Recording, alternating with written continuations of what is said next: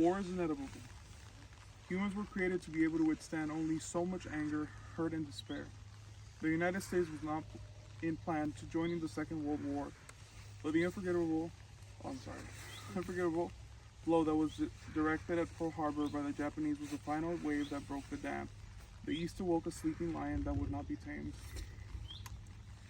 In response, men were to be drafted, but there were many men who volunteered to place their lives on the line. One such man is Hugo P. Bibry, who lived in Donna, Texas at the time.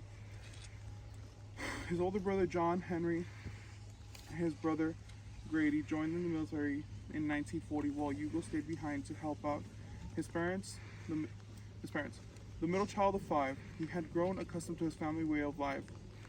His father was a migrant worker, his mother a housewife, who moved constantly across the country, harvesting fruits, vegetables, and cotton.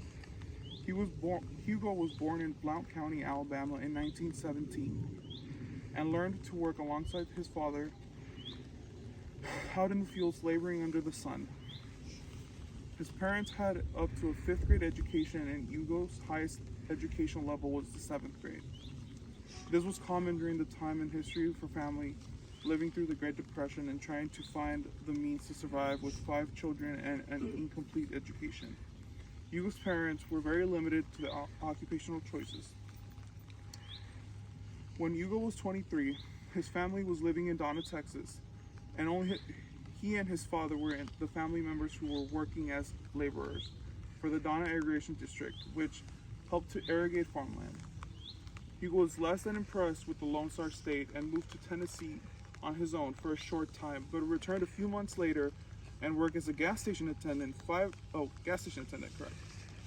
days after the infamous day of December 7th, 1942, Hugo traveled to San Antonio, Texas to voluntarily enlist in the U.S. Army. His youngest sister, Vivian, believed that he did so in hopes of joining his brothers overseas. Hugo found himself as a paratrooper in the 101st Airborne Division with the 502nd Parachute Infantry Regiment, known as the 50 Deuce, or simply the Deuce. The 502nd Infantry Regiment originated in July 1941 as the 502nd Parachute Battalion. They were an experimental unit formed to test the doctrine and tactics of the parachute assault. They became activated as the regiment on the 2nd of March of 1942, and unlike other early parachute battalions, the 502nd retained the same unit designation and personnel when increased in size from battalion to regiment. Hugo began to receive intense training as soon as they were activated as a battalion, so by the time he joined the 101st Airborne Division on August 15, 1942, he had gotten extensive training. The 502nd was moved from Fort Benning, Georgia to Fort Bragg, North Carolina. Hugo participated in numerous practice jumps at Maxon and Pope airfields and participated in war games near Evansville, Indiana. Once his division was in England, Hugo took part in the rehearsals for D-Day invasions of Fortress Europe. Participating in capturing key bridges, landing and landing rehearsals for the D-Day invasion of Fortress Europe. Practicing capturing key bridges, landing and land for shore, destroying mock gun positions. And the 502nd Parachute Infantry Regiment mission in Operation Overlord was to secure northern crossers leading inland from Utah Beach and terminate German close artillery. As the planes flew to their location near St. Mary Glees, they began taking on enemy fire, causing the paratroopers to drop earlier than intended in the drop zone. This led to scattering of not only the 101st, but the 82nd Airborne Division. Hugo jumped from his plane, unsure what was ahead of him in the darkness below. Private Hugo P. Bibry was shot as he descended. He was treated after landing and ultimately succumbed to his injuries on June 11, 1944, 5 days after landing in St. Mary Glees. He was buried in a temporary cemetery of Hinesville, France on June 12, 1944. The American military required all soldiers buried in the temporary cemetery to be moved to a more permanent location. Hugo was reburied on July 4th, 1944 at the United States Military Cemetery in Blausville, France. Hugo's parents were informed of the relocation of their son, and when the United States military chose to create an official and permanent cemetery, they had the option of moving his body, returned to the States, or for him to be buried in France. Hugo's mother made the decision to have him buried, quote, buried with his friends.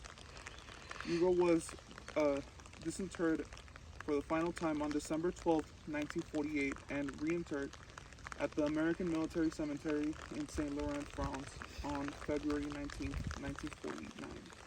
Hugo's effects, which included a wallet, an uncashed check, and a bloody, damaged wristwatch, were released to his father. Unfortunately, those artifacts were forever lost, with no family member retaining them after all these years. I cannot go on and say how great of a husband he was, or how an incredible father he was to his children, or how an amazing son and brother he was, because he was never much of a family man. He never married and never had children. He had 4 siblings and was only closest to his brothers, who he went to join the United States Army with. His younger sister Vivian, who was around the age of 15 when Hugo enlisted, mentioned not to remember much of his brother.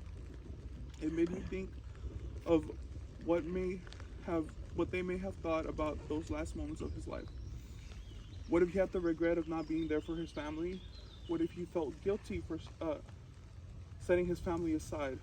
I can only imagine what went through the family's mind when they were informed of his death and the memories they had of him. The research process and being able to learn from Hugo's life was difficult, although at the end of his story made connection to mine. It led me to the realization that I'm quite similar to Hugo. I'm not quite as close as I wish I was with my siblings, relatives, and family. I've always been more of a reserved person to my family, and they do not quite know everything about me. And I am really conscious of this. At the end of this all, Hugo's family and life represents the true meaning of what it is to appreciate the people you love most when they are with you before you regret it all. His family has gone on with their lives with scattered memories that they were still trying to piece together as his immediate family begins to pass on from his life. The world may not remember Private Hugo P. Bibry, but his memory lives with his family, and now this story can finally be told. He was a young man who died at the age of 27 by sacrificing his life along many others in a war for freedom.